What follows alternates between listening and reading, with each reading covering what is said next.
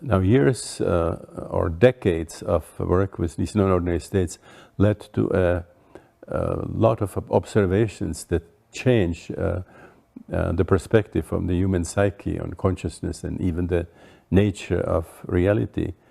And I think it's extremely important that these changes enter psychology and psychiatry, because at this point, the limited understanding of who we are really stands in the way of some kind of fundamental changes.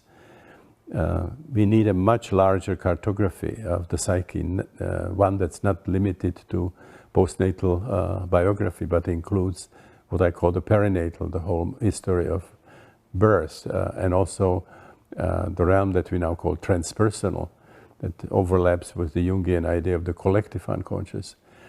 And unless and until these changes would be introduced into psychology and psychiatry, we will have very superficial understanding of emotional psychosomatic problems. We will have very ineffective ways of healing these conditions. And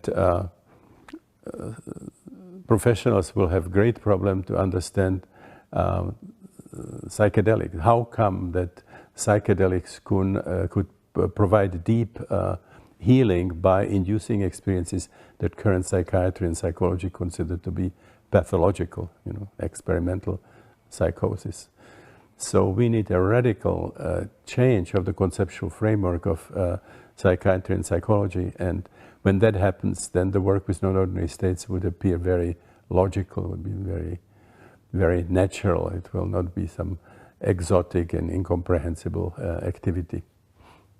One of the very important findings of the work with non-ordinary states of consciousness was the discovery that the roots of emotional, psychosomatic, and even interpersonal problems don't reach just to infancy and childhood, that they reach much deeper into the unconscious, for example, to different stages of birth, to past life experiences, to mythological figures and mythological realms.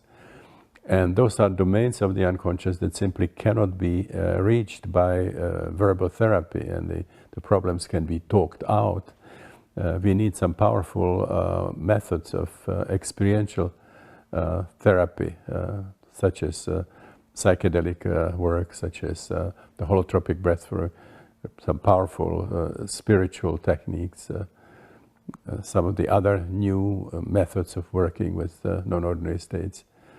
So we have to very radically change our entire strategy of understanding and treating these disorders.